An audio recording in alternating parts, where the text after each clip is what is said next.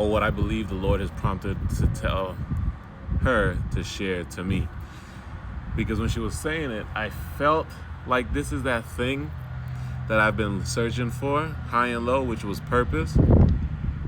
But the way she delivered it, it was like right on time, because I've been doing, I would say like a light fast, like staying away from certain things, off the news, over consuming information, and just trying to listen to hear God's voice. And a lot of times recently, I felt like he's been giving me most of my messages through my wife.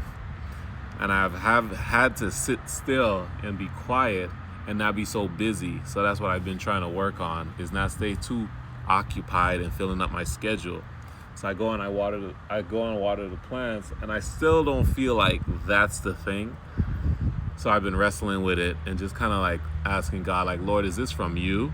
Because I feel that feeling, I guess, when someone is called to be a pastor, or someone is called to be in a field that they don't feel like they're qualified or they know any type of thing about.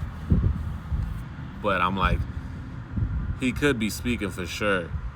So I'm just outside, and I delivered my word earlier, as you can see, and then I got to water my plants and call my pops and all that stuff. And as I finished watering the plants and just taking my time, just going through it and being in the moment, being present with what I'm doing, I left my book outside, right? My Strength for Men. And when I came back, this is what the pages were landed on. And mind you, why I believe the Lord is speaking is because February 1st is my birthday. It's on February 1st. And then January 31st. And then in the message, it says, step out in faith for January 31st. And February 1st is committed. And I'm going to read both scriptures that they left for the message, starting with January 31st. Step out in faith. But what about you? He asked. Who do you say I am? Peter answered, you are the Messiah. Mark 8:29. Now February 1st, committed. Come, he replied, and you will see. John 1:39. So when I was on this journey of searching for purpose, I've always been like, Lord, what is the thing that I'm super good at, blah, blah, blah. And no matter how much I think and I stay still, nothing comes to me. And even through while doing this fast and abstaining from certain things, of doing what my flesh calls me to do, which is stay busy, consume information, all these different things, I feel like I wasn't hearing anything from the Lord. It's really directing me to purpose and what he is calling me to do in this season. I go and I water the plants, and just kind of not in the seeking, but more in the being present and just listening and just flowing in the flow, I guess, state they would call it. The book could have turned to any page, but it turned to this, and it stayed there.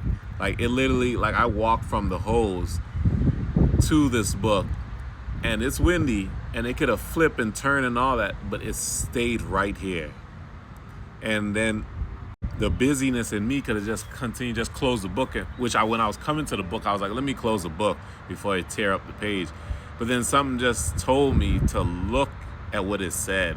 And then I noticed it. And as I noticed that, I noticed the numbers, the pattern, and what it said, because the feeling in me was feeling like, I don't know what to do. And I'm still not really understanding what my wife told me, which was a vision.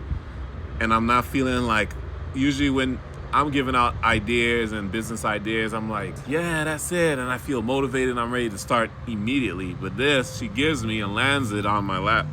And I'm just kind of like wrestling with it and just really trying to hear, like, Lord, are you calling me to do this? So many people are in this business, in this field already, you know. But it has some sense to it, because as she told me it, I was jotting back to all the memories of when I was creating. And I have heard people tell me, like, oh, you should start this, or can I have that, or you should create it some more and stuff like that. But I say all that to just say, like, God is truly speaking, and he's feeding me in this way of, you take this step, and then he's showing me the next step and then the next step, but he doesn't show you all at once. I don't know about for you, but for me, he doesn't show me all at once. He'll give me that idea, and then it's like I gotta move on it. And then if I don't move on it, I'm like wanting something else. Like, okay, what's next then, Lord? But it's like, move on it to the best of your knowledge and your understanding of how can you execute it.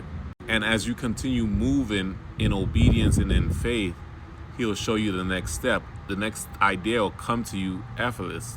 So of course, when I got this message and what would seem like coincidence, I was like, let me run out here and share it. Because I don't know what part of my life someone could probably use from it, and what you may be in that season too as well of finding purpose or seeking it. But it's when I stop looking for the purpose, when I stop saying, you know what, life is about God and bringing glory to his name, and not trying to find and seek him, and then he will reveal it to me, is exactly what I did.